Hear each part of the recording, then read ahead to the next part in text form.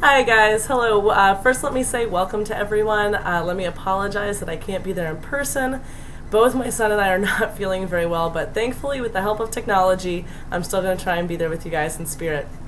I'm really excited about this year and all that Good Shepherd, the new science department, has to offer. We're launching an entirely new curriculum with 5th through 7th grade. It means a lot of new adventures for me, keeping me on my toes. Should be a lot of fun, and I think it's going to be an even better science experience for your child than we've been able to offer in the past.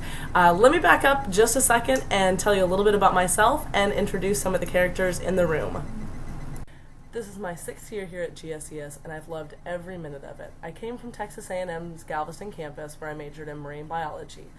With a background in life science, the 7th grade curriculum, which focuses on living organisms, has always been special to me. However, the challenge of teaching 6th grade's earth science focus has kept me on my toes and kept me learning, which I definitely appreciate and love. One of my great mentors, Dr. Sammy Ray, a world-renowned oyster biologist, once said, "The day I don't learn something is the day they can put me in the ground." That sentiment has always stuck with me, especially since it came from a man who started an educational summer camp in his late 60s and was still applying for 10-year research grants in his early 80s the last time I saw him. If your child gets nothing else out of their time with me, I really hope that they see and feel a passion and a love of learning, and I hope I can pass even a little bit of that on to them. Look over to the right, you've probably noticed my animal friends. In an effort to help foster good stewardship in our students, we've been slowly building a library of living specimens, living organisms for the students to study and work with.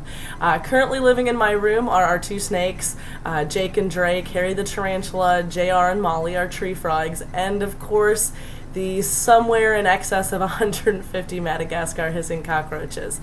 Throughout the year they go in and out, but the students love to see them, and we try to get them out and work with them as often as we can.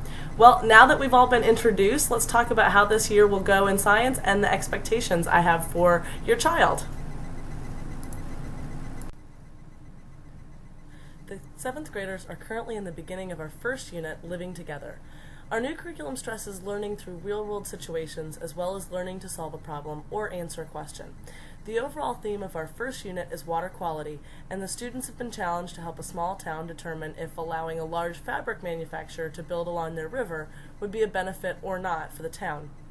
In order to answer that question, the students will learn what water quality is, what affects it, how they can measure it, and how it affects living things in the ecosystem. Again, one of the things I really like about this new curriculum is it's not just the black and white of yes, this is true or yes, this isn't true. This particular unit is really bringing in sort of that human factor of when we apply science to our lives, that you have a town that, as the students know, is kind of a dying town. It's based on farming, and the farming hasn't been so good in recent years, but they also have this beautiful river with lots of fishing. And so the question is do they risk spoiling the river, but then at that same time have increased jobs and a better economy? Our second unit focuses on human health. The students will learn about viral and bacterial diseases as well as illnesses caused by environmental factors. In studying unhealthy conditions, students will learn how the body functions properly and how to keep it that way. The human body systems and drug awareness are also covered in this unit. Our third and final unit of the year covers basic cellular biology and genetics as students learn how natural and man-made selection can create better crops to feed more people. The bottom line of our new curriculum is that I believe it will make our students better scientific thinkers. I don't expect that every one of my students will grow up and go into a scientific field. However, I do want to know that in 10 years, Good Shepherd science students will be well equipped to make sense of a world stage that increasingly relies on scientific research and data. To critically evaluate that data is an important skill for all responsible citizens, current and future. With our new curriculum, I feel like we're really taking steps to ensure that that happens with each and every one of our students through hands-on lab experience and our science notebooks. As we perform experiments and investigations, the students are recording their questions, their predictions, their data, and their conclusions all within that science notebook. If you'd like an example of kind of how that works and what it looks like, just outside my classroom I have some exemplary work for my 7th graders posted, and you can see copies of 3 of my students' workbooks and kind of get a sense of what that looks like. That is factored very heavily into our 7th grade class, but the 6th graders as well will be using those.